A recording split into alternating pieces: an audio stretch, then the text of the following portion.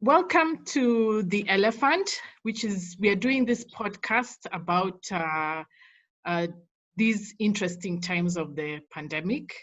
And today we are having a conversation with Professor Gordon, who is a professor of philosophy at University of Connecticut. Louis has written many books. Some of my favorites are Fanon and the Crisis of the European Man. Another favorite of mine is Disciplinary Decadence, Living Thought in Trying Times.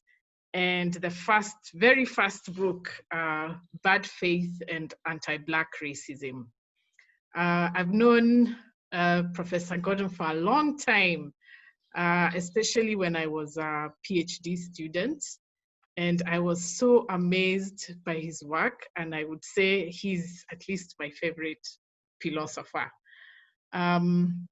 Professor Gordon, you gave me the words to talk about ordinary life, which I felt was very difficult, and it's still very difficult in these very interesting times. So welcome to the show. Thank you. I'm delighted to be here. And I could add to that, one of the things I argue about ordinary life is that what many people don't realize is how extraordinary ordinary life is. That every day we get up and it's just an ordinary day is an extraordinary achievement. Mm-hmm. And there are people whose lives are being ripped apart because they're realizing how fragile it is to be able to have the ordinary. So yeah. Yeah, and from your work, I found a way to articulate the justice of ordinary life, that the struggle for justice is a struggle to have just an ordinary life. No, it really is. I often say to my students sometimes, one of the most graphic examples of this is simply walking across the street at an intersection or driving to an intersection. We have no idea that every time we do it, how much of our lives depend on the decision of another. And it doesn't matter how many laws you put in place. It doesn't, in the US, a lot of people think simply having stop signs and traffic lights make them safe. This is one of the reasons why there's so many car accidents here. Because a lot of people simply rely on people following the rules. But what a lot of people, I notice when I'm in different African countries, as an example, whenever I'm in Dakar, or times when I was in Nairobi, when I'm in, parts of South Africa, and not just there, in India, it's a similar thing. The first thing that's striking for a person from the United States is that there are few traffic signs. And so, but interestingly enough, despite what people think, a traffic accident is always tragic because it reminds us of our fragility. But the truth is, there are more automobile accidents in the United States. And one of the reasons for this is, and you could see it immediately. I see it in Dakar. I see it when I'm in Hyderabad or Baroda, because of fewer traffic signals. When people drive, they have to pay attention to the other driver. And so they would look, and if they come to a roundabout, they're not just looking at the car, they're looking right to the eyes of the other driver. And because of that, there's a sociality in driving. And because the whole point is, you want to get to where you're going without being in an accident. So this idea that the only thing stopping you is going to be a sign that says stop is just ridiculous. But I've had classes where students have come in where that day they've lost someone because as a pedestrian, they're crossing the street and they're hit. And the thing about it is, in those moments, they were just doing what they did every day. Sometimes they're on their way to work. Sometimes they were just coming home. Just an ordinary thing. So many of us don't realize, and not just, I don't have to pick graphic examples like car accidents and those. A lot of people don't know just how extraordinary it is for human beings that we can get up in the morning and have breakfast. Yeah. There are people who have no food. It's an extraordinary thing. Yeah.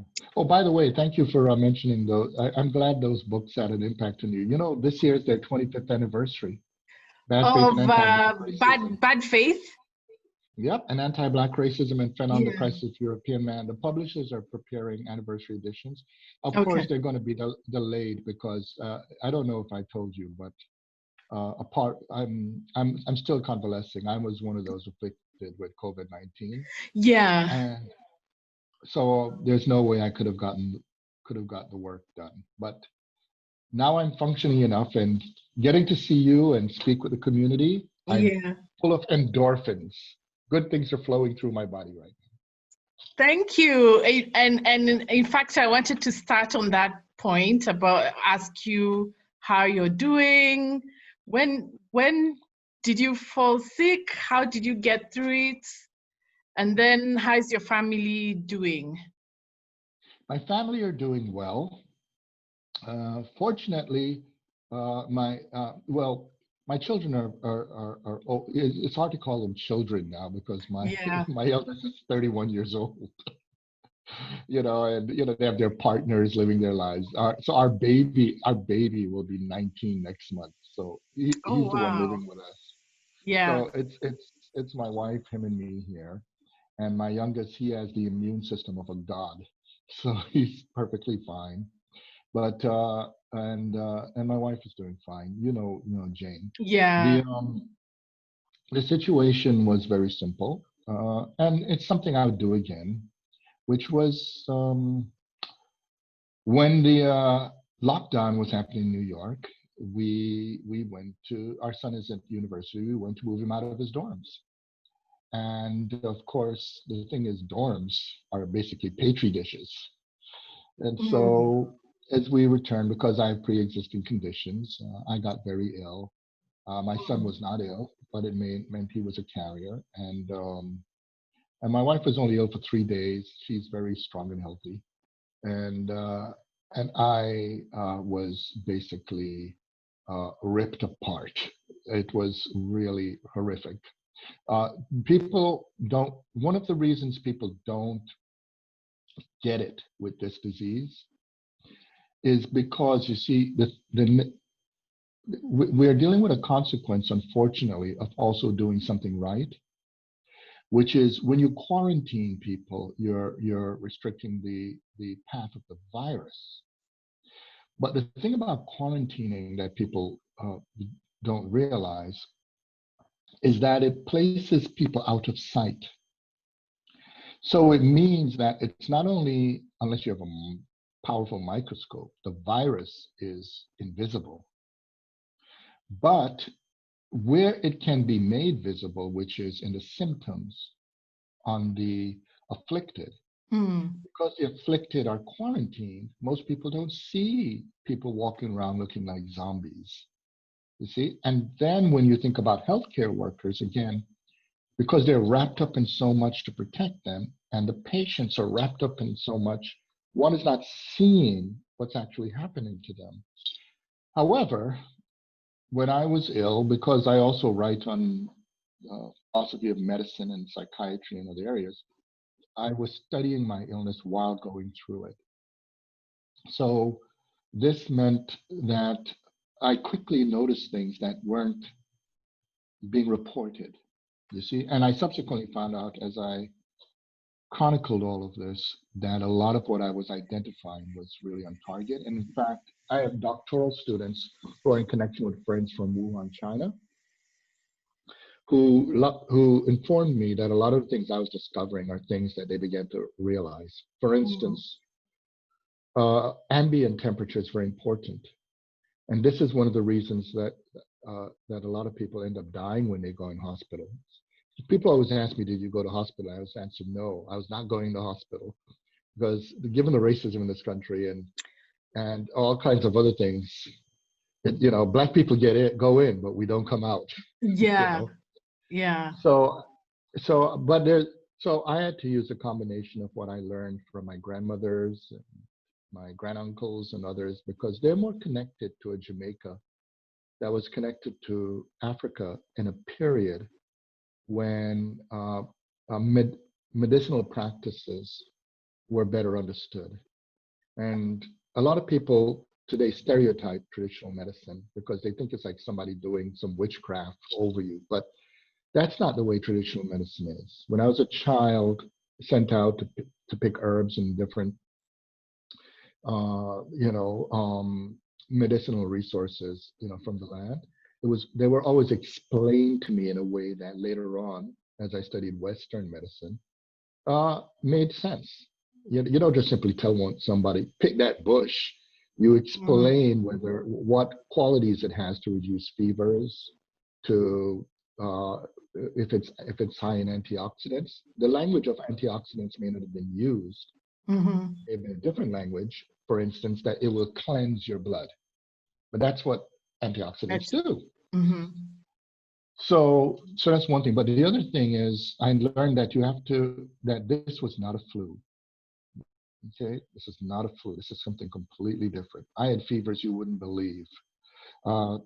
I saw things coming out of my body and dripping over my eyes that looked like a horror film. And at that point, this is not a flu. And when I report what my temperatures were, this is the other thing too. A lot of people are reporting symptoms that with other illnesses would have meant they were dead, yet they were walking. For instance, people walking with pneumonia. And so those were some of the many features that were. But I could tell you something though, that given the audience, this is something that they may appreciate.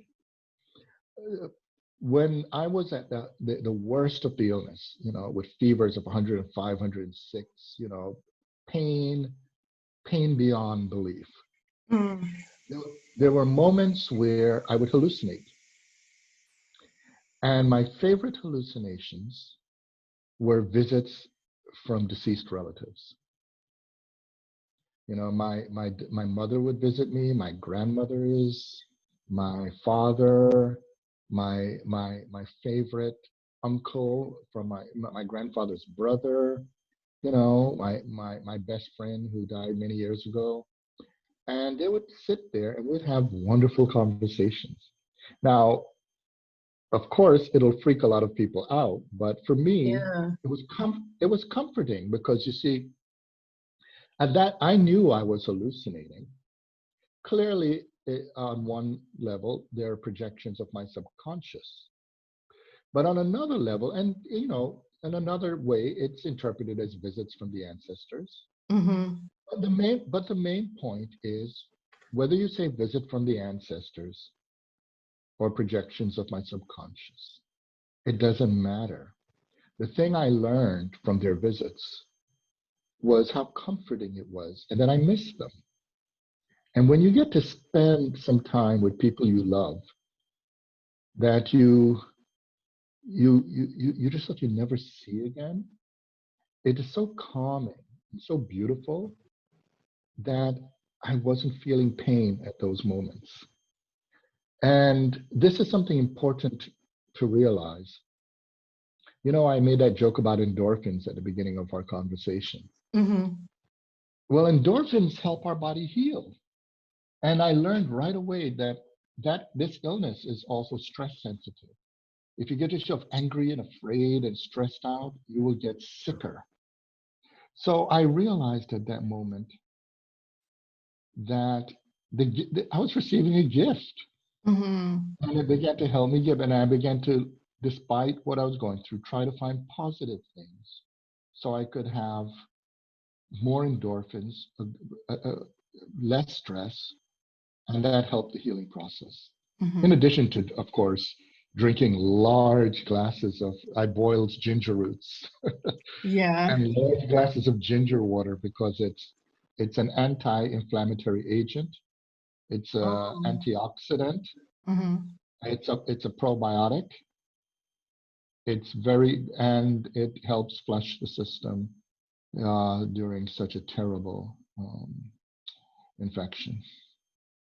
And Um, oh my, there's so much to talk about there.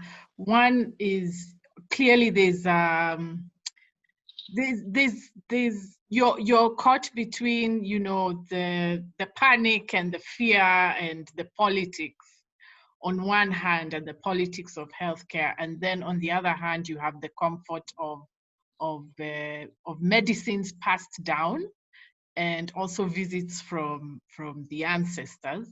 And I was wondering what your thoughts are on just medicine as we know it, or rather Western concepts of medicine. What exactly are being projected through the lockdown, and, you know, the cures we are being proposed to, like vaccine, um, and, you know, and you know, ventilators, and also the the disempowerment we feel, especially here in Africa, because the treatments we are being told about are out of our reach, and the solutions that are being recommended do not involve our input. So I was wondering if you could talk about the whole landscape of what is happening in terms of medicine, and where people of African descent, all of us, are, where we fit in this global narrative. Okay, well, what I'll do is I'll work backwards. Mm-hmm. First, I'll begin with why I brought up the invisibility issue. Because you see, when people don't get to see what people go through with the illness, they'll actually, you know, get to see it concretely, then it becomes surreal and even worse, irreal. In other words, it seems almost as if it's a hoax, as if there's a fiction. And that's why, and I always say that we shouldn't put people down who on some level don't believe it, because it's not before their eyes. They're not seeing it. So they have no idea how terrible this thing really is. I'm one of the lucky people. I'm alive. But while I was going through it and studying every detail, for instance, right now in the United States, a lot of people don't understand this. And this connects to your question in a very crucial way. The United States has a lot of technological resources. But of course, we have an incompetent, malevolent set of leaders. And as a consequence, in a country with so many resources, there are 1,000 people a day dying a day from this disease. And that's the official count. That's not that's the people who end up in a hospital, diagnosed with COVID-19 and die. That's not counted. A lot of people are just dead from COVID-19, but were never diagnosed. Okay, so this is really extraordinary. Then we have to think about the fact that the figures we're hearing about the infection are only measuring 3% of the population who are tested. So this thing, the actual numbers could be 10 times, 20 times the number of people infected. We don't know. But this is very crucial. So this invisibility issue, of course, leads to other kinds of invisibility. Because you see, the quarantine person is now also invisible in the sense of the people are to stay away from her or from him, you see?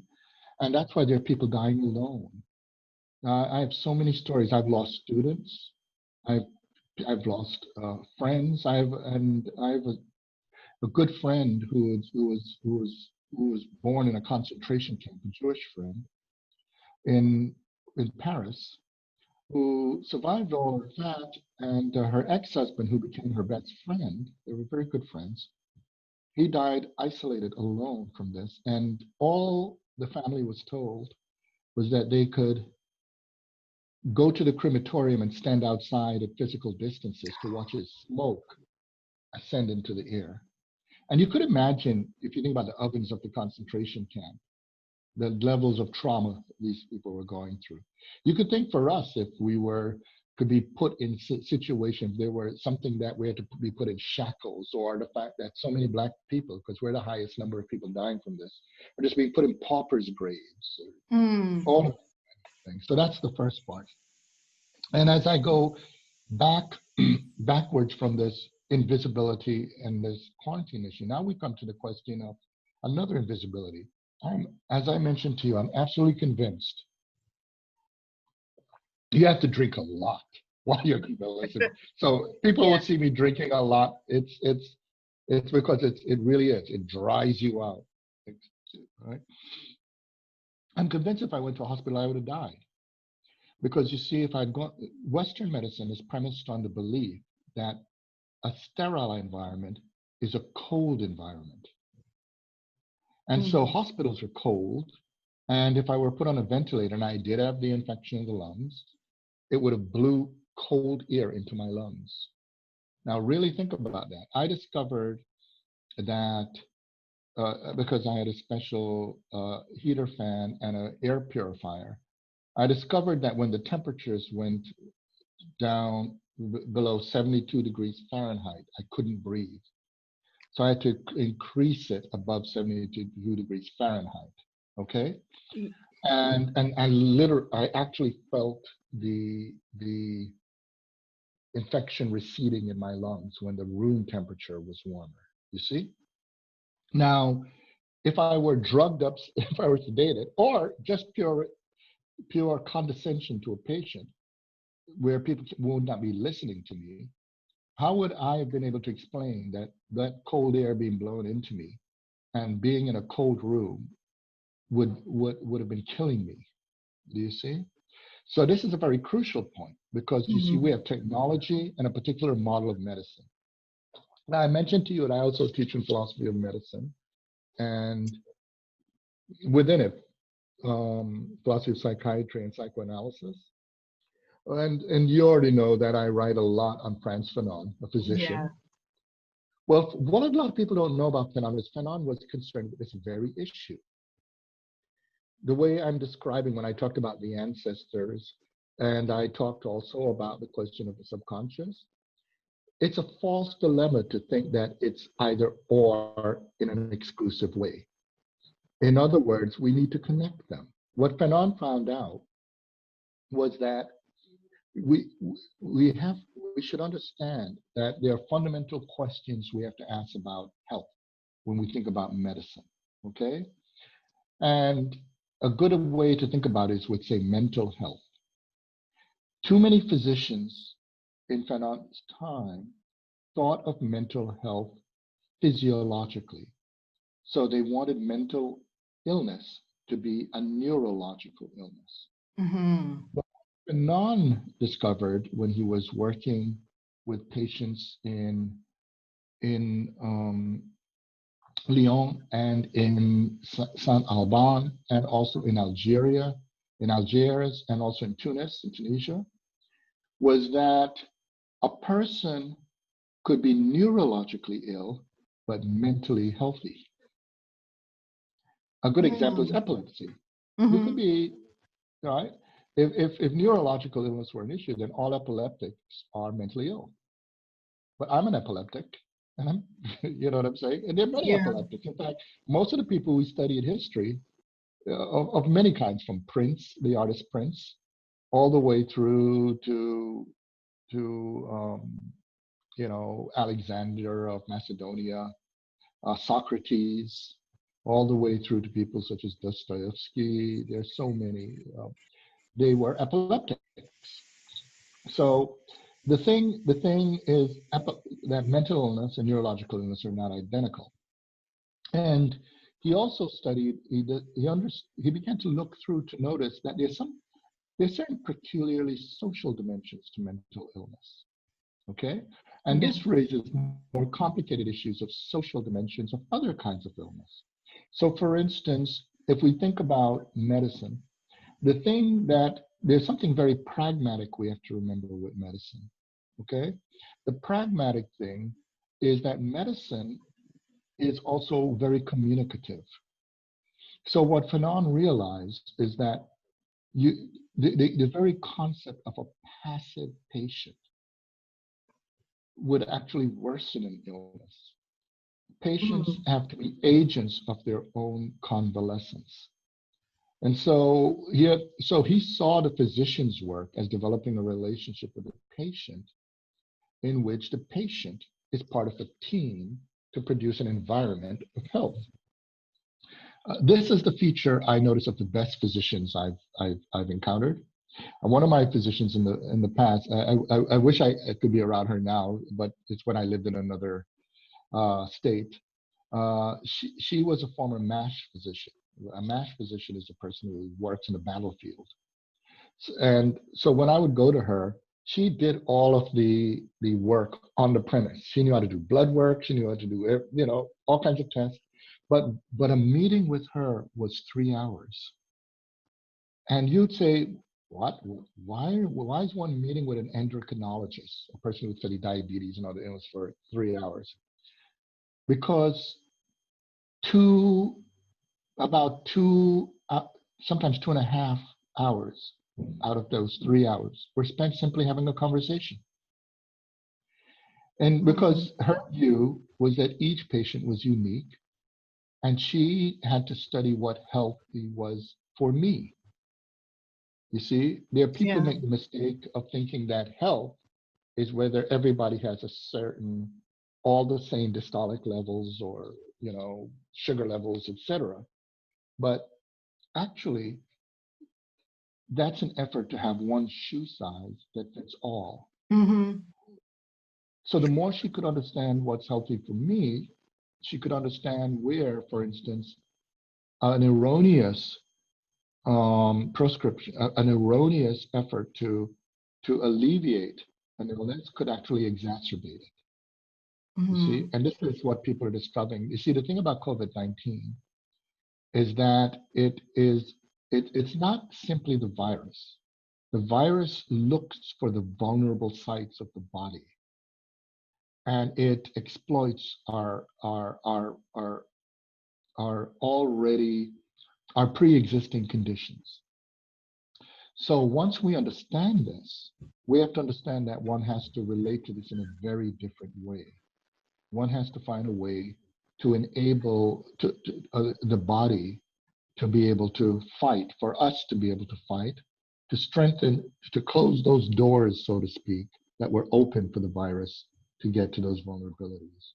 Mm-hmm. And if you think about it, that is why the visit from the ancestors are important, or why we should not abandon certain insights from the collective knowledge of health. Okay, what would be healthy for a person who's Danish, for instance, may work according to certain things that would make her or him also happy. But for a person who's Kikuyu or Luo or Oza or Wolof, you should not be alienated from what affirms your spiritual health while you are fighting the physical battle with something like a virus or some other physical ailment. And in fact, physical ailment. And in fact, one of the features, at least that I have been feeling about the pandemic, is this sense of we are not being seen as Africans. We are not being seen as subjects in our own treatment. And so we are hearing people talking out there and predicting how we will be, you know, falling down, you know, all over and dying from the disease, as if we are not there, and as if our humanity does not matter, and as if we don't have a say. And in fact, Kenya has even had a problem with the pandemic claiming more victims of police violence before the victims of the disease.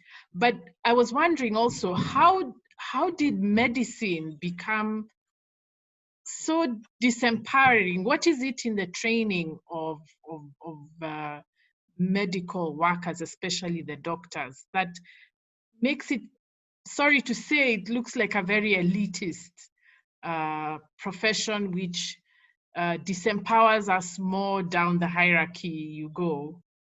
Yeah.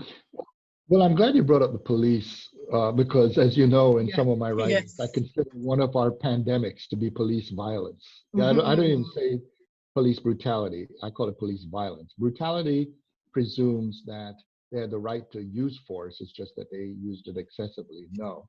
There are cases where they shouldn't be using any force at all. In fact, I actually take a more radical position. I don't think we need police anymore. Humanity lived Me for a long time neither. without police. And what was the grammar of policing? The way we understand policing today is the same thing connected to the question you have. Oh, it's to the question. Let me just, so we don't have any interruptions. I realized I left a particular file open. I just want to close it so we don't have a bing sound or anything like that. But anyway, so the thing that we don't realize is these are outgrowths of Euromodern colonialism in a nutshell. Euromodern colonialism is as a set of dictates that we've inherited, and their consequences are really severe. One dictate, as we already know, is the very notion that there's a group of people who function like gods. So the first part is the hubris, right? Any human being relates to another human being as a god is already a colonial relation. It's a problem. But the problem with people treating themselves as gods is that they treat themselves as perfect, as if they have no flaws. And once you're dealing with people who are supposed to be perfect, then it means you are always in relation to them, not just imperfect, but you also represent something that should be eliminated because you represent a form of infection or a malignant presence. So there's not only the hubris of superiority and the notion that there's a group of people who are perfect, but then you also add to it Euromodern capitalism. And Euromodern capitalism basically says by virtue of a certain group of people's perfection and superiority, they have a right to everything, which means they could exploit everything. And what happens is that they project onto the world a kind of God, and that God becomes the market. Now, of course, I make a distinction between markets and the market. All over Africa, there have always been markets in the plural. But the market is a form of idolatry that creates one over all others. And the market then takes the position that nothing should be separated from the market. Nothing should be out of its reach. And as a consequence, it creates a subject. The subject for the market becomes the person who, as its expression on earth, should have everything.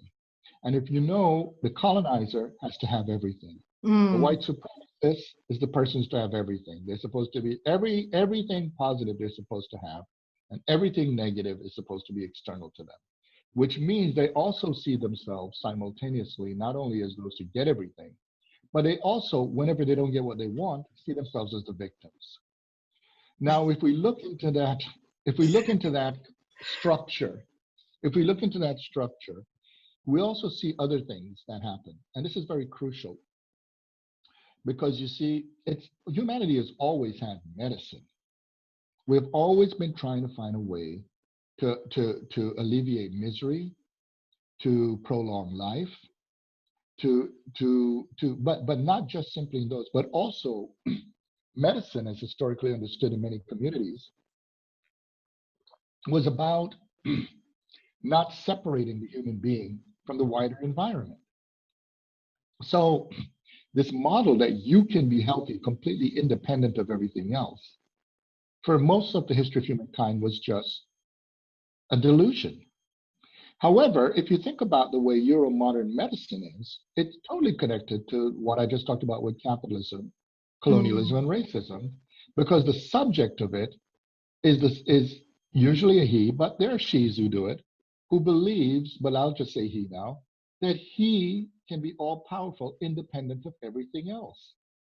That's why Euromodern liberalism talks about a man, his property, his things, and what he can have and do without anybody else. And anybody who stands in his way is a problem, okay? However, human beings are relational beings. We're very vulnerable, fragile creatures. We're connected to the world and we affect our environment. So it's not just how we affect each other. We know we affect other animals, we affect trees, we affect rivers, we affect the entire world around us. We're now polluting the skies above us. There's a whole litter of satellites just floating around, encircling the Earth. And we're also spreading our garbage throughout the solar system and the rest of the universe. Now, with that, if we don't understand responsibly how we relate to all that, then we become a disease. rather than the people who are exemplifying health. So the first thing to bear in mind, the way I talked about health earlier, is similar to the way we should talk about science. One of the big problems is that many people today confuse technology with science, and Mm-hmm. they're not the same thing. Okay? And if we look around, there are many people, for instance, who know how to use technologies, but they have no idea how they work, what they're about, how they connect to communities, etc. You see? So, and that's where science is different.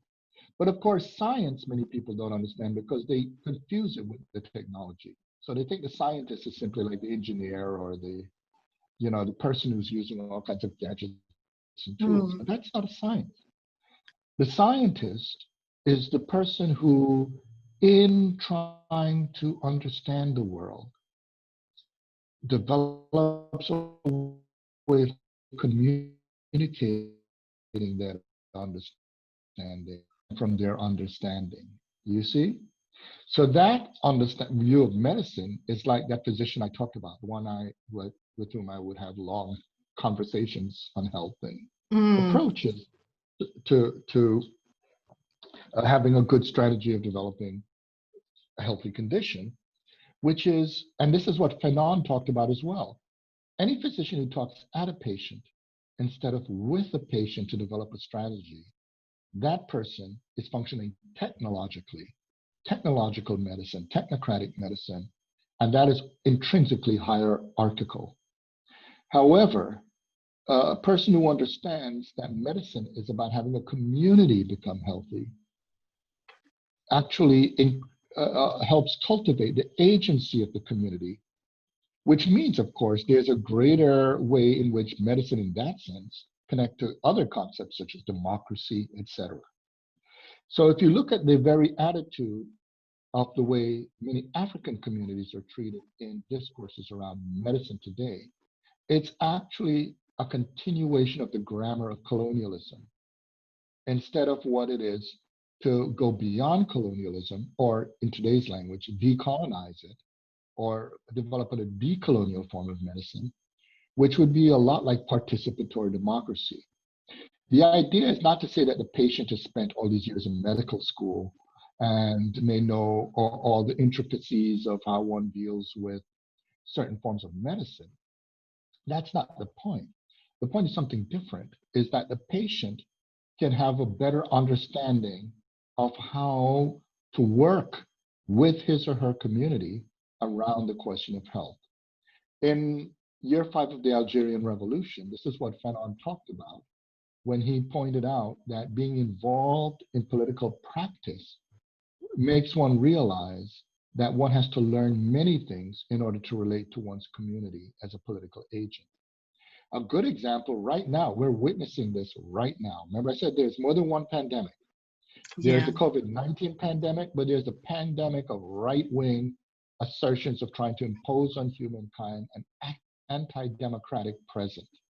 It's an effort to try to push us back into the 19th, 18th, and 17th century, where a small set of overlords rule, and the rest of us are fodder or just instruments for their individual wealth.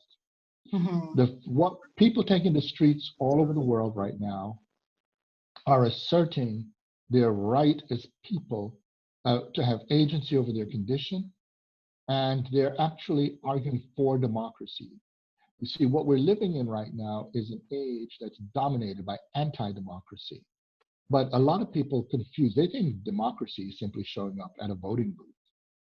And that's the same problem, similar to the way people misunderstand medicine and health.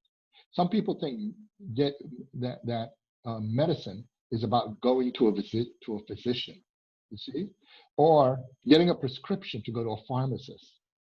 That is not medicine, you see.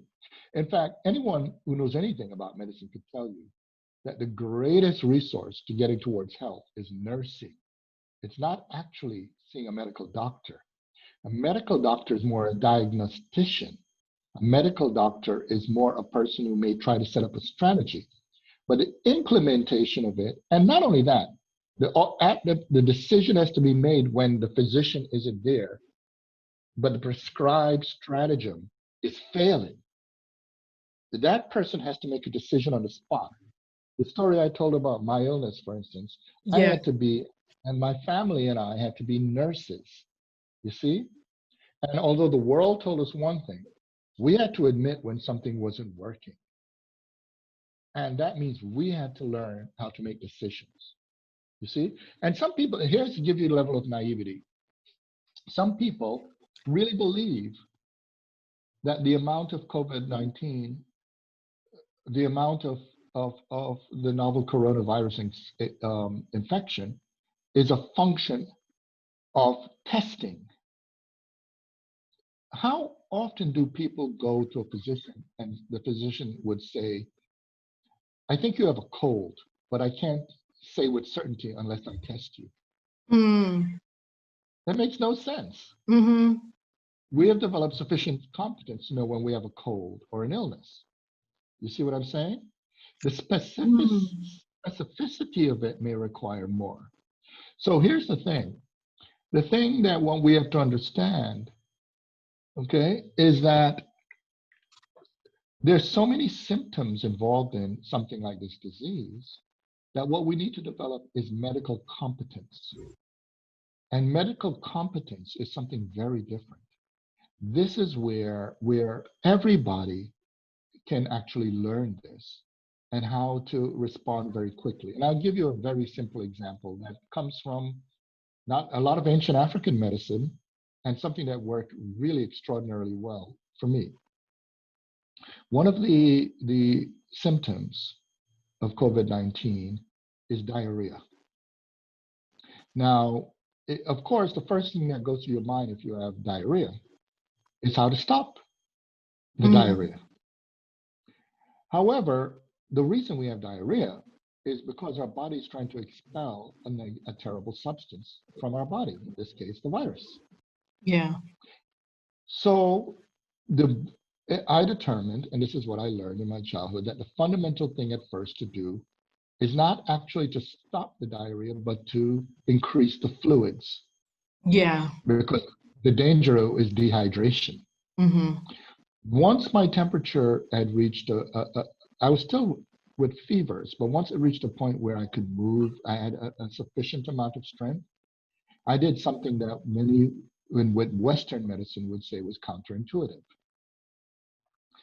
I drank a lot of fluids and I made an herbal laxative. You see? Now that people say, wait a minute, what in the world are you doing having an herbal laxative when you have diarrhea?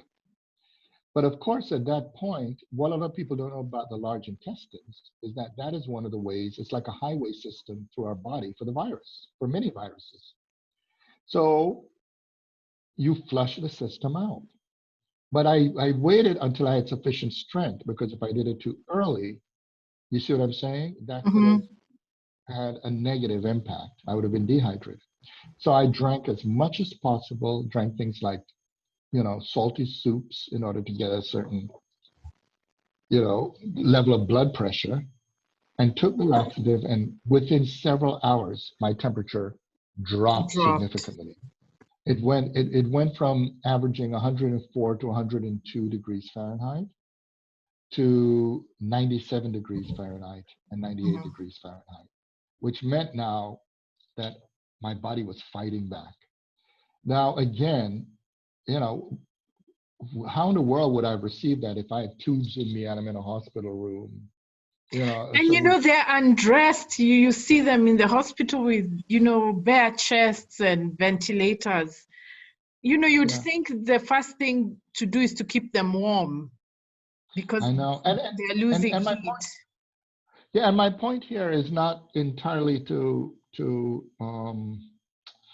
offer disrespect to medical workers. They're working with the spirit of knowledge they have. Yeah. But what the best medical workers I've talked to said is they all said to themselves, this is new. They're learning while they're working at it. In other words, they were doing exactly what I was doing. I admitted this was new. So I had to learn while I work at it. Every excellent physician, every excellent medical worker, and an excellent patient is a student. It's a person studying the illness to learn from it Yeah. what works and what doesn't.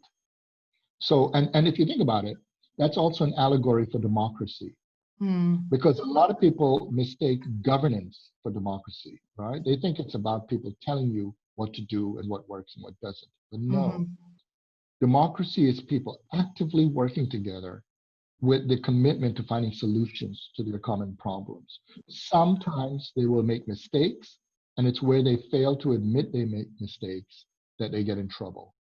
If we admit things aren't working and we say, look, we've got to try something else, Yeah. that is a similar approach. And it struck me that there are people in liberal theories of society. I have a book coming out called Freedom, Justice, and Decolonization. And I have a chapter where I talk about the mistaken way we talk about justice. And what we fail to understand is that there are skewed models of justice in which you could claim justice was achieved while social ill health continues. If you think about ancient African conceptions, it's very different. Ma'at, as an example, which was from the people of Kemet, ancient East African peoples of Nubia, and what's today called Egypt. A lot of people don't understand that. A lot of the people we're studying ancient understanding of humanity is from where you are right now, all the way up through Sudan and up to other areas. What they understood is that justice is a subset of a larger social health. You see? So the idea that you can have that things are, you can only have, say, fairness, paid off a debt, etc., and you ignore what it's doing to the society, that's an example of an imbalance or a lack of ma'at. Okay? If you think about the so-called post-colonial environment, post-colonies, what's not talked about is that the colonizers have placed a lot of African countries and on the demands of liberal notions of justice and rights, but in high debt that creates social ill health and poverty, but also the imposition of medical practices that may fail under the conditions of tropical environments.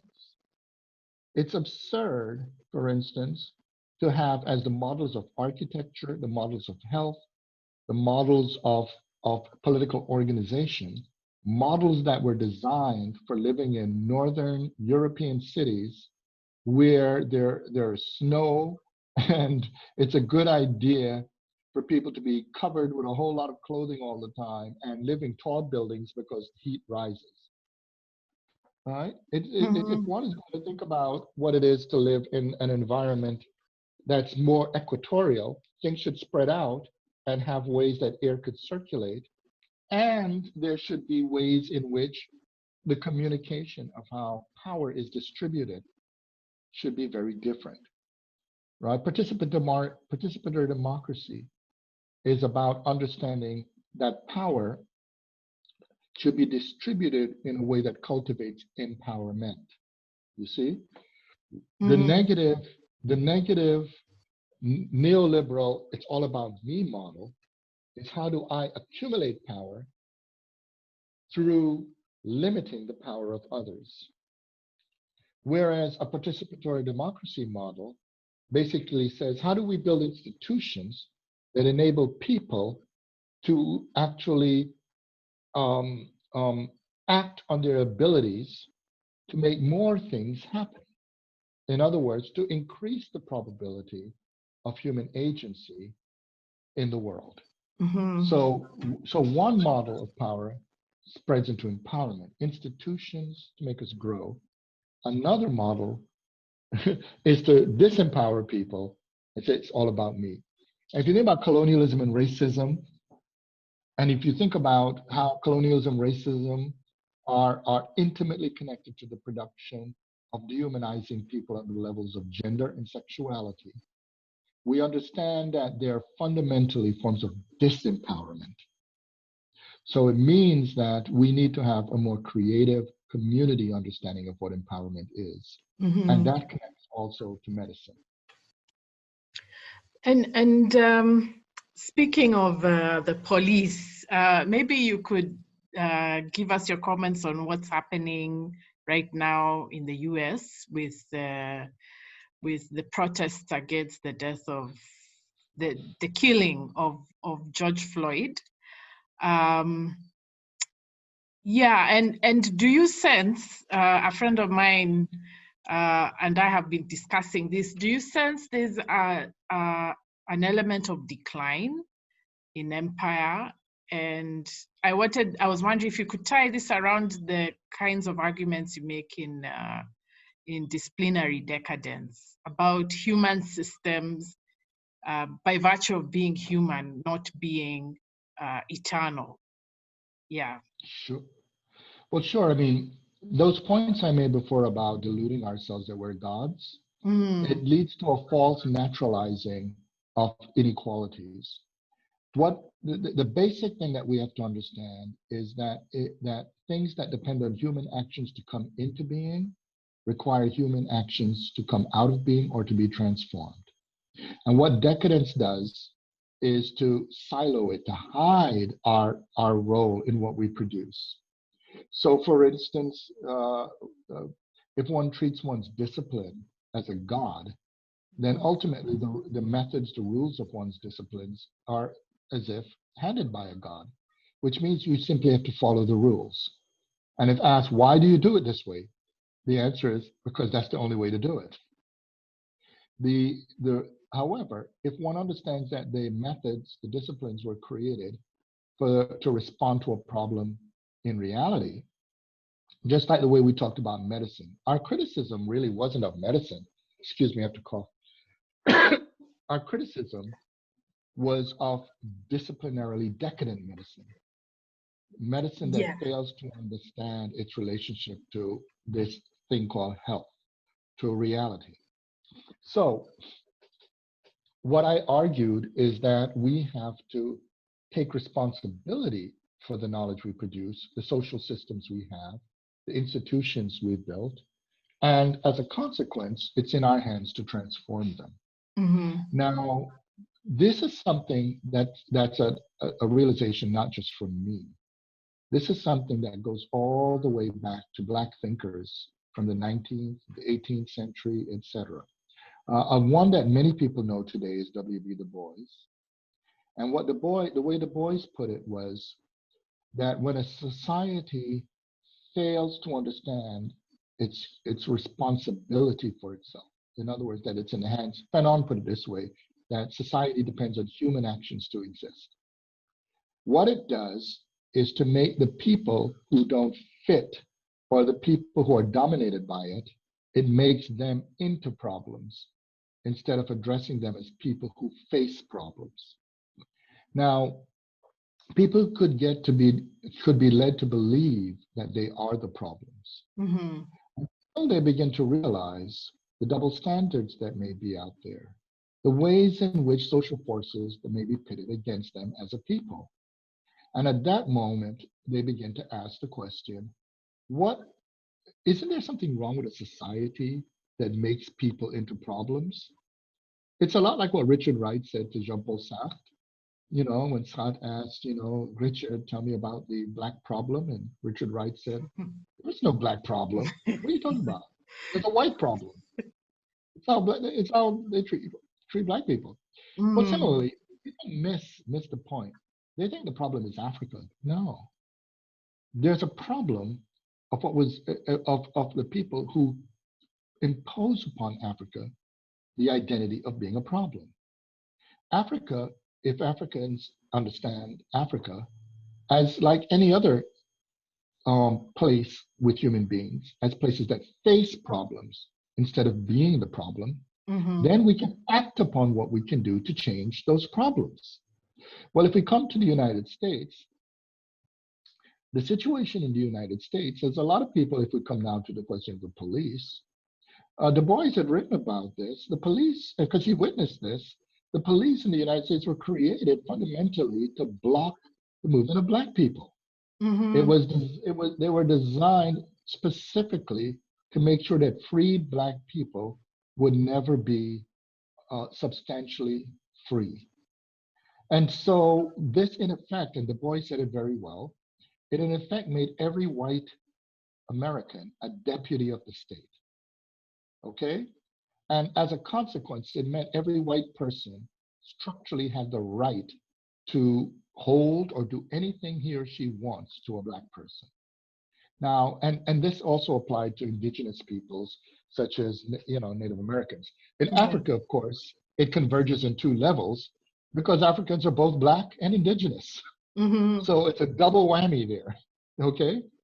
But the point here, once we understand this, we begin to see the structured behavior of a society that's a problem society that makes certain people as the custodians over other people as problems. So what does this mean? Well, the immediate way to look at this is before we get to say George Floyd, we could think about, for instance, the idea that there are white people who went and killed, claiming that they thought these Black people were doing something wrong. They were acting upon the presumption that these white people are deputies of the state. Okay? Now let's imagine in a normal society, in a non-racist society, every citizen is a deputy of the state. You see what I'm saying? Now let's look at what happened to George Floyd. If that is correct, then it meant that the citizens should have been able to look at what the officer was doing and say, you're committing a crime. They should have been able to intervene, grab him, stop him. George Floyd would be alive. Now, as we know, all over the United States, when white people see anybody as doing something wrong, they have often, as a collective, just went and did it because they have that right as deputy of the state. If Black people act upon that right, we're told we're committing crimes. Right? So a lot of those Black people were defenseless because that crime would have been called the assault of a police officer. But the problem is the police officer was committing a crime. He was murdering a human being. And you could imagine the double level of trauma. Not only was George Floyd murdered, but there is the psychological trauma and guilt of witnessing that murder. Everyone who witnessed it functioned as a kind of survivor, but at the same time, a sense of guilt. And if they keep it in, they will implode. So what we're witnessing, because that was seen by so many people, is they're now exploding. Because you see, the collective guilt is now taking the form of saying we should have done something about this. And we should do something about this. So that's more a psychoanalytical analysis, you see, about what we call survivorship, okay? Because it is a kind of survivor's guilt that manifests itself out there. However, these people are not simply dealing with a psychoanalytical issue. You see, that point I made about quarantining, about things being hidden. Well, in a way, there's been another pandemic, which is the pandemic of colonialism and racism. Yeah. And what it does is quarantine the dirty laundry of Euro-modern society. It quarantines, it puts out of sight the way my illness and other people are dying from this were put out of sight. It put out of sight the rapes, the lynchings, the exploitation of labor, the imbalance of services. Look, a lot of white people have pre-existing conditions. Why is it that there are more Black people dying from the disease? Well, the answer is cannot be the existing conditions. It has to be the structure of service when one reaches out for help with the pre-existing condition. So I know on one hand, I don't want to down the medical workers, but we have to deal with the fact that the administration of medical services in racist societies is also racist. You see? So if we put at the litany of these things, all of these things are being pushed out into the open. And there's the technical name for that. Jane Gordon actually used this term. Paget Henry called it potentiated second sight, but Jane Gordon called it potentiated double consciousness. And what potentiated double consciousness is, you have the first double consciousness when you're conscious of a society that makes you into a problem. Okay. But many people believe they are the problems. All over Africa, there are people who believe Africans are endemically dysfunctional. Yeah. All over the United States, there are people who, all over North America, South America, Europe, people believe, right, the first kind of double consciousness. They believe that Black people are intrinsically maladaptive, that there's something wrong with us. But the point at which we realize, wait a minute, anybody who's treated the way we're treated, anybody who's put in that situation is going to have these outcomes. Then we realize the real question is, why the hell are we being put in that situation? Yeah. And that's when you have potentiated double consciousness. You deal with the contradictions of a society that puts a double standard on you. The fact of the matter is, people are now, when they see this, those people taking the streets are embodying a potentiated double consciousness because they're saying there's something wrong with the society. You see what I'm saying? And we know there's something wrong when you can have a moron, a malicious, predatory, debasing, incompetent,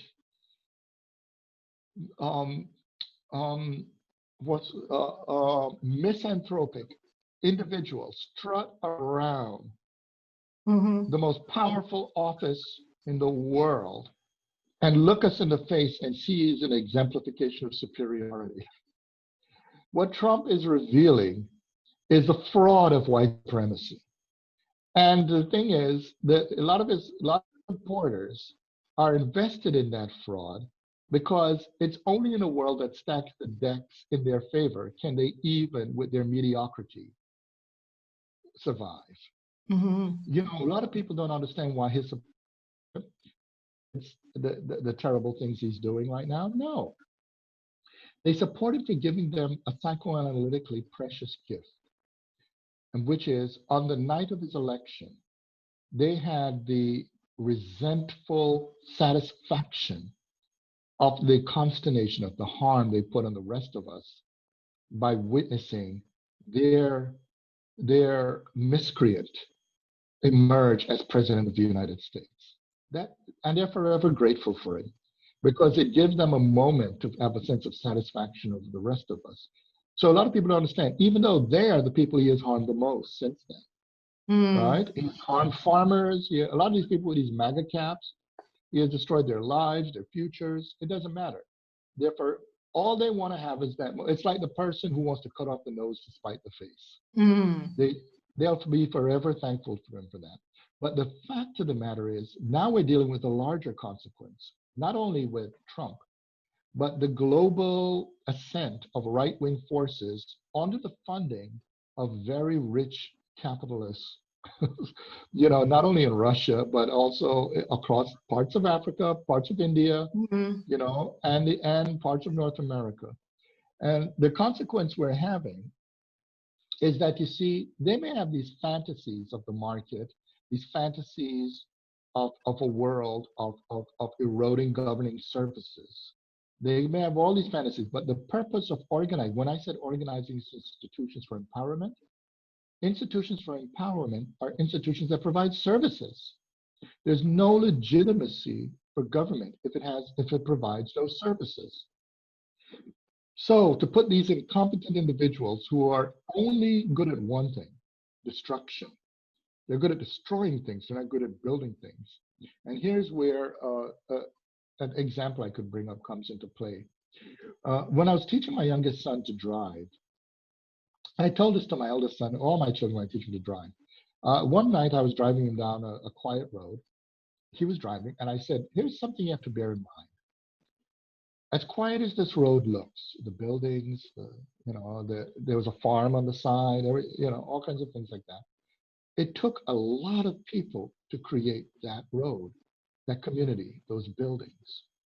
all of those things. It took a lot of people. If you think about what it is to build a healthy society, it takes a lot of people, a lot of energy, a lot of political work to do it. But it takes one asshole to tear it all down. Yeah.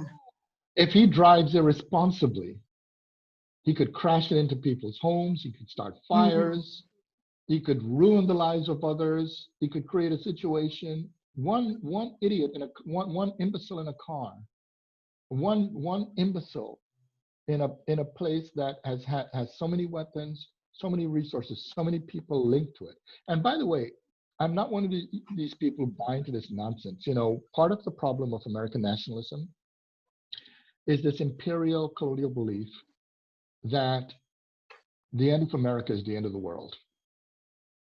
Now, the world has existed a long time before America became the hegemonic power. And as we know, you know, Britain still thinks it's a hegemonic power, you know, so they still think they have an empire, but people go on after an empire. Portugal continues without empire. You know, Spain continues without empire. France, still, the right wing of the French want to have their empire. But the truth is, if you took the money it's getting from African colonies out of France, France would just slide out. You know? Collapse, yeah. Yeah, they always talk about what they do for Africa. If you took what Africa does for Europe out of the equation, Europe would just sink into a hole. So, and we can go all the way back, but we know in ancient times, people lived beyond empire. So the fact of the matter is, the real issue for the United States or for Brazil, because what Bolsonaro is doing is the same kind of idiotic, nostalgic effort to have big men who imagine that they're virile and can face off any illness in the world. The same problem with Modi in India. We're seeing this all over the place, and we've seen this tomfoolery as well in South Africa on what happened with Zuma and others. There is this idiotic notion that you can simply, you know, stand up and act like it's all about physical strength and machismo and all of this stuff. But the fact of the matter is, what every country has to understand, and I think we're seeing this acutely through the novel coronavirus and the COVID-19 pandemic. What every country has to understand is that we live in a different world. When we talk about even colonialism, when we talk about 19th century, 18th century, 17th century, whatever previous century, those people lived on a much larger planet. They lived on a planet where to get from one part of the planet to the other, for instance, when Magellan went to go get to the Pacific, to get to the Philippines and those areas, took 3 years. They lived in a world where you count the human population in the millions. We live in a world where we count the human population in the billions. Billions. We live in a world in which we, right now, although we're physically distant, you're right, you're in Kenya, I'm in the United States, we're not socially distant because we're communicating. I hate the term social distancing. No, me too. That's a neoliberal term. It's physical distancing, but we can be socially close. Yeah. We live in a world of technological resources where in a microsecond, we can be in touch with each other. We can move finance in a microsecond. We can, and in addition to that, even with physical movement, if there weren't the pandemic, we live in a world in which I could have got up this morning and said to you, I will see you this evening. And get on a plane. And be there. So once, and anybody who understands space and time could tell you this. When you can traverse a large distance in a shorter amount of time, space shrinks. So we live on a smaller planet, you see? And because we live on a smaller planet, the kind of challenges we face are very different challenges. Because many people are still living in the logic of a larger planet, they don't understand why a sneeze in Wuhan can lead to a dying person in New York City. Yeah. Or a person, despite being quarantined in Sao Paulo, it can lead to a series of effects, lead to a person dying in Nairobi.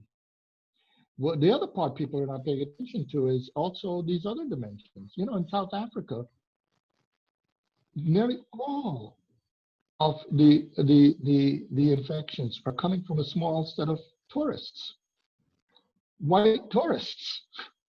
You know, a lot of people right now are talking to Africans. And, you know, the fact of the matter is, the people who have the mobility, the ability to move around physically, tend to be affluent, and they tend to be lighter in complexion. They tend to be whites.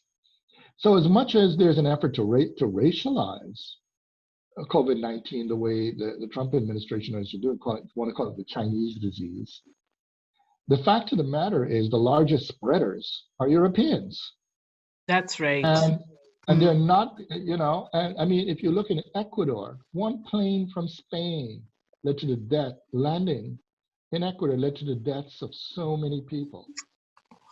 But the fact of the matter is, the initial this illness, the mistake of mystifying it. So, for instance, a lot of people in rural areas across Africa, the issue is not those people. The issue is the people who want to have a kind of weird rural tourism, who may be carrying the novel coronavirus to those communities. But even in those communities, although they're not socially distant, they're able to be physically distant in a way that's very different from urban environments. So accident in New York City was hit the way it was, or why Sao Paulo is hit the way it is, or London, or why in the case of Kenya, one has to think more about Nairobi. But there are certain other ways in which one can in a more politically responsible way respond to something like this. So if we look at what's going on in the United States right now, what we are seeing is a response to multiple pandemics. We're seeing a response to the COVID-19 pandemic, right? Which ultimately comes down to the question of not being able to breathe. Although it's not only a respiratory virus, it affects the entire body. The point is, when you have cardiac arrest, you can't breathe. Okay. Fanon referred to, you know, the people becoming revolutionary because he said there's a point at which they can't breathe. They need oxygen. Well, there's no accident when we look at these circumstances. We think about Eric Garner. I, for a long time, as you remember, used to wear a T-shirt that said, I can't breathe. Yeah, I remember that. Yeah. Yeah. And similarly, this man, he died, George Rogers died with his last words, I can't breathe. This is the allegory of the pandemics, but it's the pandemic of malevolent governing forces. It's so the people are taking to the streets because they're fighting multiple pandemics. Yeah, and they're fighting the pandemic of malevolent governing forces. And malevolent governing forces are those that are neo-fascists, alt-right, I just call them fascists because that's what they are. The neoliberals, the neoconservatives. These are people who function, ironically, exactly like the virus, because they don't build institutions. They look for sites of vulnerability and tear them down. Yeah. Their governing policies are identical to the virus moving through the body. So if people are outraged that I'm comparing the Trump administration to the coronavirus, they could be outraged all they want.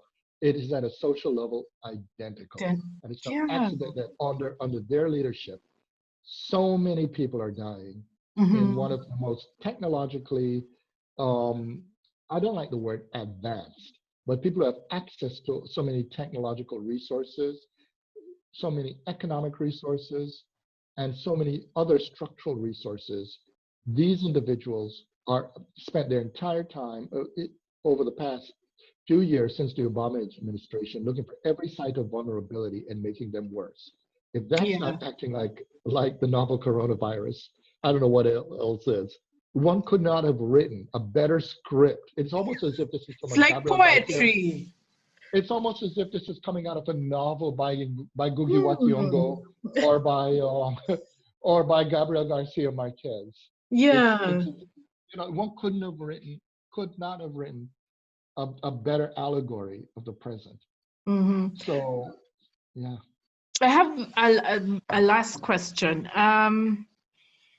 We are both academics, so I don't know what what you're doing to, I don't know what is it, cover up, but maybe since we're also talking about technology, I feel that we are placing too much faith in technology.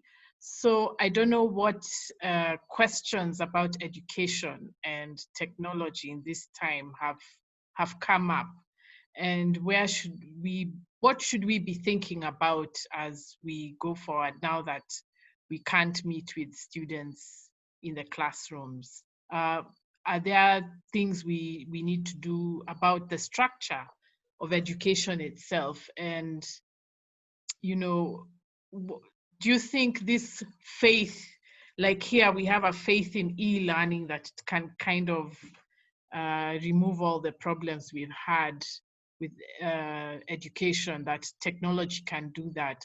So yeah, where do you see education going forward?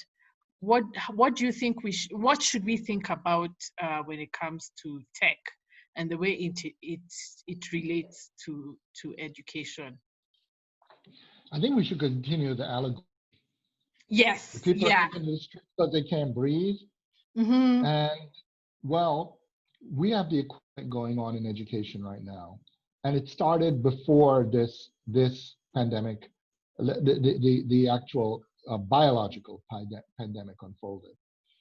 And what that is that uh, the attack on democracy also has within it the attack on education. Yes. Because ultimately, for democracy to work, you need an educated citizenry. And when I say educated, I'm not talking simply about formal certificate education, right? I'm talking about the learning of what it is to learn together in a community. What has happened on the neoliberal models of schooling, okay, and you notice I didn't say education, is that Yeah. neoliberalism is anti-education. Neoliberalism wants certification to replace education. And already this is happening. There are many people at the most elite places right now. One of the reasons we're in trouble right now is because the people who are dominating the world, who are governing the world right now, are people who are well certified imbeciles because they were able to go to the most prestigious schools and got there and paid because they're rich to get certification, but no education. Mm-hmm. Okay? They're so extraordinarily, they're just bombastically stupid. But the fact of the matter is, education is something that's far different because you see, what education is about is not simply about information. One can peruse the internet and get a lot of information. You get misinformation too, but Yeah. you could pick up even a good quality book and just get information. Education is about learning how to learn. Education always has implicit in it a form of freedom and agency that puts you in a position of ongoing growth. Okay, so this is why someone is educated. For instance, as a teacher, that your goal is not to make your student dependent on you. You're most proud as a teacher when your student can do her work on her own, that she has reached a point where, in fact, she's able to, where you find yourself learning from your student. That's when you know you're a good educator. So that's right. If we think about education, is the people who want certification over education. There are people at business schools, including at NYU Business School, for example, who are, this is the greatest thing because for them, it's all about establishment models of assessment. So for them, it's not about whether you're educated in Harvard, it's whether Harvard has a greater capital value. It's not whether you can work for a community bank that makes your community better. It's whether you are dealing with Chase Morgan, JP Morgan, whatever. You know what I mean? For Yeah. them, or Google or Facebook or whatever. For them, it's about social. It's about capital. End of story. So by definition, for instance, for them, one would have to call, say, Trump brilliant because he just simply is the president. You see what I'm saying? Mm-hmm. And so, in other words, it does not at all deal with the inequalities, the unjust stacking of systems, the fact that some of the most incompetent people are being placed in the most powerful positions. So it means that we now are facing a situation where, as certification begins to overpower education, we as educators are finding ourselves in a situation where we can't breathe. It's true. That is so true. That's how I feel. I feel Well, like I this is what can't breathe. that's correct. And so now here's the thing, but here's the mistake they make. The way they trap us is to push us into false dilemmas. Yeah. You see what I'm saying? The false dilemma is all or nothing when we think about things. So for instance, it's ridiculous to say all remote learning, online learning, e-learning, whatever language we're talking about. Obviously, for instance, you and I are right now on Zoom. This is a great thing. Yeah. It means there are people I will never meet in person. But if these ideas are useful for them, they can use them in their lives wherever they are, and even beyond our lives. If there's an archive where this is maintained, people in the future could use it. That's a good thing. The mistake is to make this the exclusive medium. You see? In other words, I would never want to have this replace what happens when we have classroom learning, etc. But at the same time, I don't think it's good to have exclusive classroom learning. You see? There are things, no matter how much you and I speak, that I can learn if I were in Kenya. There's so many things, no matter how much I read about, I've, as you know, been all over the world except Antarctica. But, but, but the thing I've learned is that no matter how much I've read, no matter how much I've communicated with people, no matter how much I've done with Skype and Zoom or else, there is a whole different reality when I'm actually there in that country communicating. I could see, smell, feel, understand things and learn, and they could learn with me in a very different way. When I was among the Maori, as an example, there's so many misrepresentations of Maori people. And Maori people, no matter how much they could try to write, their point is some of the misrepresentations they don't know because they're not here in this country in an everyday conversation with people with the misrepresentations. Mm-hmm. But when I'm there and I began to see certain things, that I was like, wow, that, and I was talking with Maori friends and they were saying, wow, we didn't realize that either. In other words, we can learn about ourselves from the foreigner, but also we as the foreigner can learn when we visit places. Yeah. But the thing is, and that's because even though I was invited as a keynote speaker for an event organized by Maori, I saw myself there as a student to learn among the Maori. Do you see what I'm saying? Yeah. So even though I offered my views of the world, I was also learning many things. So I began to, for instance, see something that many Maori knew but did not think about at the time, which is the structure of a traditional Maori house. This Maori house is structured in a way that, as the of the ancestor is in the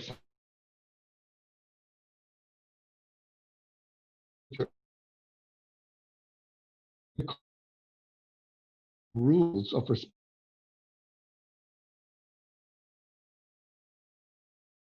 The ancestor looks at you, and then there are certain rules that can only be done out of sight of the ancestor, such as violence. Now that is politically rich. And of course, and so it's no accident that right now they can offer, they're not only things that they're reaching out to across the world to fight for democracy, but there's so much that also people in this other parts of the world can learn from Maori people in that solidarity. You see what I'm saying?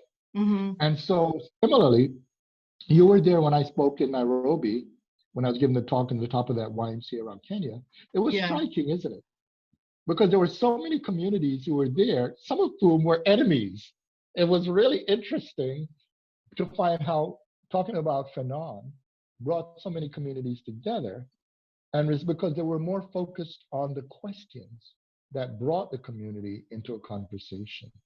And so this kind of understanding, you see, these are some of the things that we should bring to bear in the present. Mm-hmm. So do you think the university as it is currently structured is sustainable? No, I don't think, remember, remember my view of disciplinary decadence? Yeah. The problem is we keep trying to keep one model to fit all. Mm-hmm. We need a living university. Living universities must adapt and respond to the needs of the people. You see? If Yeah. you think about what happened in many of the colonies, right? What happened when independence came? When independence came, the people began to connect to the rest of the world and create their versions of what the rest of the world does. I'm sure, for instance, there are uniquely Kenyan styles of pizza, right? There's Kenyan jazz and hip hop, right? And Yeah. among different communities of Kenya, whether it's Kikuyu, etc. In South Africa, there's Zulu style of jazz, hip hop. There's Xhosa, the Tswana style, etc. There's Wolof style. I go all over the world. I see these. That is healthy because it means they're living. It'll be silly for a person in Senegal to be doing hip hop exactly the way a person in Oakland or in New York City does it. They have to do it their way. But the point is that's how they enjoy it. Same with foods, same with attire. They made it their way and it's living and it can communicate with the rest of the world. But look at what happened at the time of independence. The governing structures are almost identical to the colonial ones, the same parliamentary system. What the hell are people in Kenya doing wearing powdered wigs? I mean, No. it's stupid. And then you have, but not only there, if you look at it, what have remained intact? The economic system remained the same as the colonial economic system. The governing system remains the same as the colonial one. The religious systems are very similar, right? A lot of it's colonial Christianity these people are practicing. Yes. I'm not saying don't be Christian if you want to be Christian, but develop a kind of living Christianity that fits. A lot of Kenyans probably don't even know. A lot of people I found across Africa don't even know that for a period of 500 years, the dominating Christianity was African. They don't even know it. They don't know that ancient Africa didn't stop at the Suez Canal. It reached all the way through to Jordan, all the way up to the Balkans. That Jerusalem, those places were African places. And they don't realize that the early people who articulated Christianity, whether people they call the church fathers, they were church mothers, but unfortunately that's a complicated story how they were erased. But they were Africans. There were people like Tertullian, Origen, St. Augustine. Those were all Africans. So there's this, and they were articulating a very African Christianity that was later subverted because when Islam occurred, on the other side, there became the domination of a very European Christianity. And that European Christianity is now a colonizing Christianity in Africa. But there is a way in which, so my point is, I'm not a Christian, I'm not into Christianity, but I do not take the position that Africans, if they want to be Christian, should be Christian. But think about it in an African way. What is a living African way, the way I talked about medicine? And so if we think about that, same with education. The problem with education is that it's a very colonial inherited education system that expects to remain the same for all time. But no, there need to be a more living understanding on every level, from curriculum to communicative practices. And it means we should use all at our disposal to create living education. So that means then that those old models, I think colonial education is not sustainable, because we need to go beyond. What I don't understand is why these dead systems are so powerful in an African country. You know, it's almost like people panic. I mean, it's a literal panic when you suggest that it should be changed. I don't understand that attachment. And yet in another conversation, people will talk about, let's go to our roots, let's do this and that. I don't understand this dichotomy. Well, Yeah. the thing that I'm saying is actually a little different. And what I'm saying is actually for many people very scary. Because Okay. I'm not saying go to your roots. I'm saying don't forget your roots, which is different. Yeah. What Yeah. I'm saying is something very different. What I'm saying is we need to build something that would actually be livable for subsequent generations. And here's where it's different.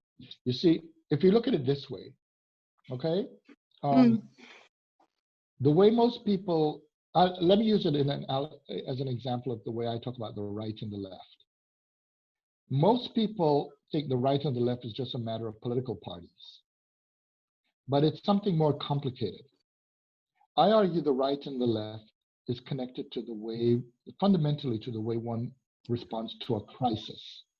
You see? The way people who tend to be to the right or conservative respond to a crisis, and what a crisis is a situation in which a decision must be made. Okay, that's what a crisis is. In fact, that's the origins of the word. It's enkrenai, means to decide.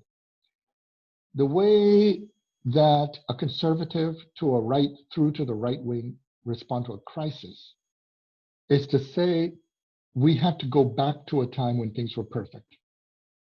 Yeah. Yeah. Yes. And that's familiar. Yeah. And then they say the reason is because we're in a crisis, because the crisis is a state of insecurity and uncertainty. So that means to have security and certainty, we need to have order. And that's why all conservatism always turn to law, order, tradition, and a naive belief in perfection. Yeah. Now, of course, that means you have to eliminate all sources of dissonance, difference, etc. That's why all turns to the right always take the form of xenophobia. It's always an attack on women, because women tend to represent within that framework some notion of differentiation. It always eventually collapses into a form of racism, because you have to find people who are not really people. And eventually, it collapses into a form of unanimism, which is there's only one way to do everything. And that's when it becomes pure fascism. Okay? Now you take another approach. Some people respond to crises by saying, you know what? When I look at the past, it was never perfect. How do I know? Because people in the past were always trying to find a way to make things better. If things were perfect, they wouldn't have tried to make it better in the first place. So it's just our time to try to make things better. But the future now is a future in which they have to act. And because they have to act, the problem is, it means they are dealing with the dissonance, the change, the differences, etc. And it means that they're now radically responsible for the outcomes. And this is why people tend to be afraid, you see, because the first one is easy. Just give up your freedom, right? That's when you turn to the right. And that's why it's always domination and all that stuff. The second one, you have to take responsibility for your freedom, which means if it doesn't work out, you're responsible. If it works out, you're also responsible. Yeah. You're responsible either way. And there are two kinds of, that tends to be the left, but there are some left-wing people who confuse freedom and liberty. Some people think the problem is that there's any order at all. It's about getting rid of everything and have anarchy, etc. Okay, but the problem with that is that they then tend to want to look for a kind of purity, you know, and they don't. You see how it slides back into the right, Yeah. because nothing is ever pure enough. That's the types who would say, for instance, get rid of all the technologies, all of this, all of that, but then you're back into conservatism. And then there's another model that says, no, freedom is not about being able to do whatever you want and having no constraints. Freedom is about the responsibility and to work with others to communicate, to figure out how we are able to build the world that we are going to set the conditions for others to inherit. So if you think about some of the earlier questions you asked, right? The people who are taking to the streets, or the people, or what you're doing right now, taking responsibility for this conversation, that is the realization that everything we're doing in the human world, it's not that we created the material life, but the very meaning, the social relations, the power relations, those are in our hands. Mm-hmm. And so that way of education, which is, the technical term I use for it is a teleological suspension of disciplinarity. But the short way of that is the willingness to go beyond the world as currently conceived for the possibilities to come. Mm-hmm. And that is scary for many people, which is why they tend to say, oh, no, we just want to go to our roots, and we don't want to, they don't understand. No. You see, it's about understanding your roots, but because you have to start from somewhere. But what you build, that's different. If you're going to move away from a colonial structure, one has to understand that it's not about purification. It's about understanding that history, but in it build something that can actually work better for the people at hand.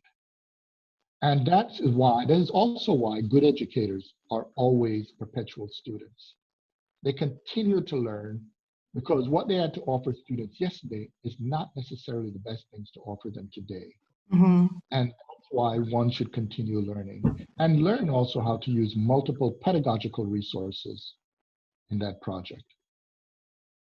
Wow, that's a good place to end. I asked you if you could give us an evocation to Well, finish this, because I find these days, I don't know, I find learning a bit more emotionally involving. So I like to have something emotional and spiritual every time I'm ending a discussion. Well, I agree with you with that. As you know, when I organized the Caribbean Philosophical Association, we one of the things we did related to our conversation is to say we should not be mimetic. We should be imitations of the North American and the European associations. Mm-hmm. And we decided we have to figure out, what does philosophy and ideas mean for us, but also not just their content, but how we implement them. So in that organization, we always start the day either with a griot or with a poet. And that says a lot. If you go to an academic meeting, it opens with a poet. That says we'll do, and we always start the celebration with dancing at the beginning, because we shouldn't be ashamed of how we communicate and celebrate life together. Mm-hmm. And it makes that organization more communicative, because once you realize that the person you are working with in the meeting is not your enemy, it's a person actually with whom you're learning together, then that creates a different environment. And we always close ceremony with not simply by saying the meeting is over, but we also have an evocation, etc. And I actually see those connected to the way we talked about health, we talked about ideas. I see them all as you know, in many of my public lectures, I also perform music. You can hear some of it now. Yes. Right? And that's another way in which, because I argue that's also the way we connect not only with ancestors, but descendants. But right now we're in a period of so many people dying. Yeah. Every day it breaks my heart to think not only those who are dying from the pandemic, but also the wars, the multitudes of other forms of suffering, the refugees. When we think about what's going on, the attacks on immigrants, when we think about what's going on in terms of the desecration of the planet, when we think about the distortions of history, even the very notion of truth is under attack. All of these are connected. Yeah. And so I take very seriously, I think at this moment, one of the things I would like to say is that, well, as I could put it in a very simple way, O ancestors, once begotten, but should never be forgotten, we think through as we face the problems of our time that ultimately the question that is posed in our actions for every generation is whether we act in such a way in which they look back at us with regret, or whether we act in such a way in which they look to their future and they look back at us, their ancestors, and say, thank God you acted. So it says right now to me that the question we should ask ourselves as we think through is that we should remember that we are not gods, but that is something through which we have been given the precious gift of freedom. Because with our humility is also our responsibility, not simply to ourselves, but through our act of radical love for each other. So I bring this down to show you, this is a yard side candle. As you know, I'm Jewish, but as a lot of people don't realize, I could regard Judaism as an East African, okay, as an East African religion. Today, people look at it in very different ways. It's a mixture of East African and West Asians. But as we know in Africa, the meaning, there are many things that we think through, and it's not just in Africa and Asia, many people think through, is that there's something when we try to remember ancestors, and we think about those today who have become ancestors. We don't think of them as a darkness in the sense of the extinguishing of light. We think of them as a light. And so with that, I light this candle. So you and I can actually, and with all the viewers, think through. Think that you're not supposed to blow it out, right? You have to make it through nature. Think through the fact that they are our light, and it's our duty to make sure that they did not pass on in vain. So with that, we give a simple thing that usually begins in Hebrew, which means to praise not only the God of the universe, but all creation, but also of ethical life. In that sense, then, when we think of our ancestors and we think of God, we don't have to think of God as a being. We should think of God as a responsibility. It is our responsibility in our actions and in our deeds to make what it means for there to be God on earth as the expression of our love and responsibility for each other. Thank you. Thank you. Okay, and this will burn until it goes. And as each person, I've been lighting a lot of candles these days. But the main thing is, we're fortunate to be in a position to do that. And for that, we give thanks, but at the same time, we also lament those we've lost. Yeah. Okay. Thank you for very this time, much. Wandia. Thank you.